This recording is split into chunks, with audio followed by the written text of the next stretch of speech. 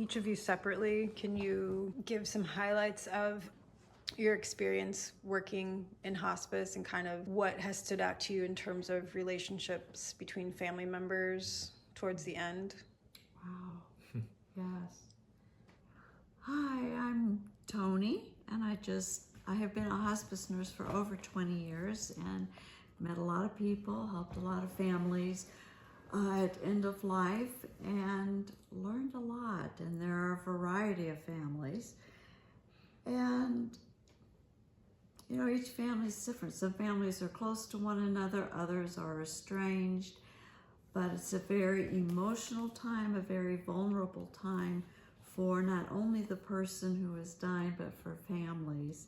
And just, you know, hospice has been a real godsend for families because they have help to come in, help for the patient to be comfortable and have symptoms managed, but also help for the family to navigate all these changes, the decline of the patient, role changes where the parent, if it's a parent that's on hospice, and that's typically how it is, and the children kind of become the parents of their parents, and that's a hard thing because it's still important to be respectful of their parents, the patient, at the same time making decisions that are in the best interest of the patient or, you know, their parent.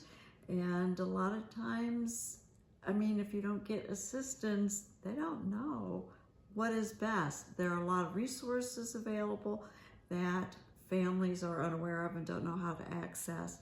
And just from a hospice standpoint, it's a very effective means of getting the help and assistance, emotional, spiritual, physical support that you need.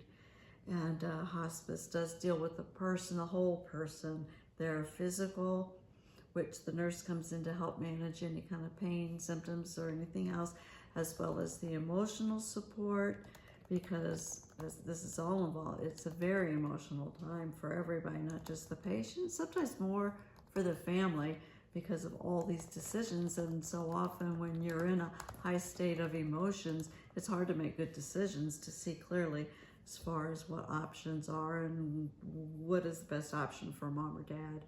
And also spiritually, we have chaplains and social workers that come in to help with the emotional and spiritual aspects, but there are a lot of resources available, and it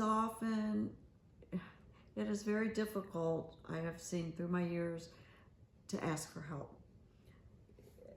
Families and patients especially have a hard time saying, you know, I need help. It's difficult to decline and not to have the abilities, capabilities that you once had, especially for very intelligent people, very capable people that have been very independent all their lives, and now suddenly they are dependent on others.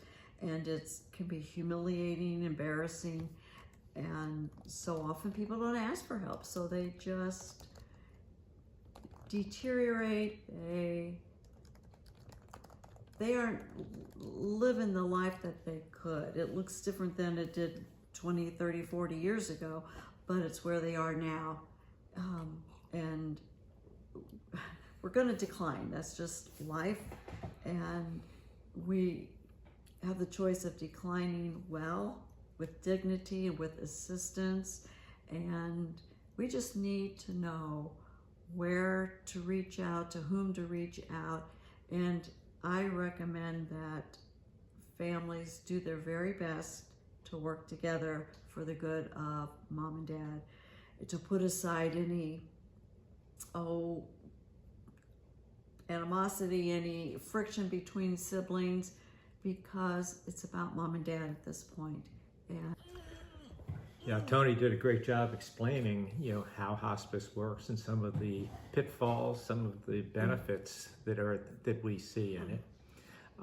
But I want to focus on the emotional and spiritual, although I do, after 15 years of serving as a hospice chaplain, I've done just about everything there is to do, I think, with hospice.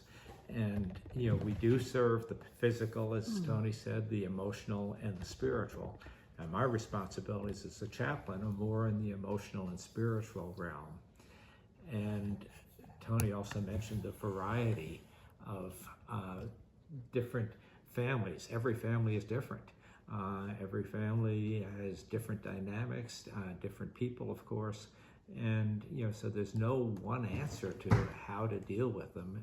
You have to go in and listen, get to know the family, and then serve them as best you can to meet them where they are to begin with, and then see where you can add to their life so that their quality of life can be the best it can be. Sometimes it's heartbreaking to go into a family where there is a lack of cohesiveness, or even worse, actually the fighting among different members of the family. And where I know the most heartbreaking things to me have been where I've faced a family where someone was alone, and you think, well, they've outlived all of their family. So, oh no, they have lots of family, but they don't have anyone there with them at the time they need them the most. And that's just so sad to see for me. And you come alongside, you try to be the family that they don't have, but realizing that you can't be there all the time, and you can't be a substitute for it, so you try to help reconcile. Sometimes they're receptive to that, sometimes they're not. But I think probably the biggest thing that I've seen in hospice is being prepared for it. So many people are unprepared. It just hits them all of a sudden. They're in a 2-story house, bedrooms upstairs, living area downstairs, and at this point the family is not strong enough to really make a move, yet they're forced to. And sometimes that can be the final blow to their life. So we often counsel people that we know that aren't on hospice yet to, as they start getting older, weaker, realize that the house is more than they can handle on their own, to make some plans. Either make a move to a 1-story house that they can get in and out of and get around easily, or put some plans in place to have some help lined up that are going to come in and take care of them, take care of the outdoor for them, take care of the cleaning and the maintenance of the indoors for them. And that can be done. An alternative is to go into a facility.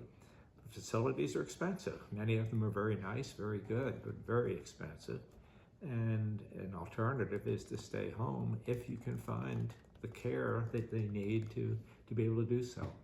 So that's not the business we're in hospice, but boy, there's a need for it, because so many people make the mistake of jumping into something that they can't afford, or leave their familiar surroundings to go into something that's more sterile, and they never do find happiness there. Others go into a facility and love it. I know my mother was a case in point. She did not want to go to a facility, and we did move her into an independent part of a CCRC, Continuous Care Retirement Community, and she didn't want to go. She was 89 years old. She said, that's for old people. And we said, no. At this point, she wasn't driving, and she was just wilting on the vine. And my sister and I agreed that we had to move her into this very nice facility, just a half a mile from where we lived. So we were still there for her. But after 2 days there, she looked at me and said, Herb, I should have done this 2 years ago. And she just thrived in the facility. She made lots of friends. So everybody's different, but you've got to find what's right for the individual, what's right for the family. And sometimes you can't do that on your own. You need people who have been there, who have some experience in it. And that's what I know Whitney is trying to do, is to set up that network, to be that network, be part of that network, at least to offer that support as it's needed. Because you can't know it all. We've been doing this for Tony 25 years, I for 15, and we still don't know it all. But we have learned a lot, and we know more now than we did 25 years ago about what it is to get old. Now we're getting old, and so we know it hits us as well, and we have made a move for that reason while we still could. and it's been good for us.